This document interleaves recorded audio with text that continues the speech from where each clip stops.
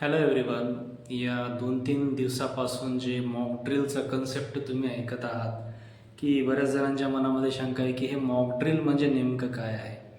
तर मॉक ड्रिलचा जो अर्थ आहे याचा अर्थ होतो की नागरिकांना संभाव्य धोका जो असतो तो टाळण्यासाठी केले गेलेले प्रयत्न. आता सर्वप्रथम ह्याचा जे वापर आहे भारत पाकिस्तान 1971चं युद्ध असेल, 1999च्या युद्धामध्ये असेल तर ह्याचा वापर करण्यात आला होता.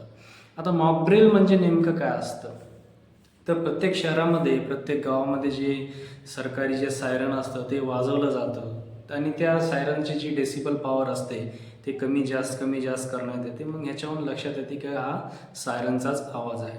मग हा सायरन वाजल्यानंतर सामान्य नागरिकांचं जे काम आहे तर त्यांनी सर्वप्रथम आपल्या घरात जायचं आहे, खिडक्या बंद करायचे, दरवाजे बंद करायचे आणि लाईटही बंद करायची. रात्रीचा वेळ असेल तर लाईट बंद करणं कधीही गरजेचं. मग अशा वेळेस कदाचित जर तुमच्या घरातली लाईट बंद झाली असेल तर मोबाईल घेऊन लगेच ते टॉर्च ऑन करून बाहेर निघायचं नाही. पूर्ण ऐकून घ्या मी काय म्हणते, बाहेर निघायचं नाही.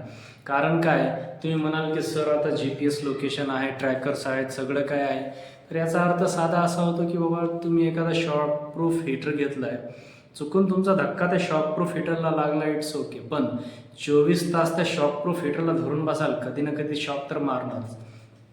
तर जे गाईडलाईन्स आहेत त्याचं पूर्णपणे तुम्ही पालन करायचं आहे की जर मॉक ड्रिल वाजत असेल तर तुम्हाला तुमच्या घरामध्ये सुरक्षित स्थानी जायचं आहे.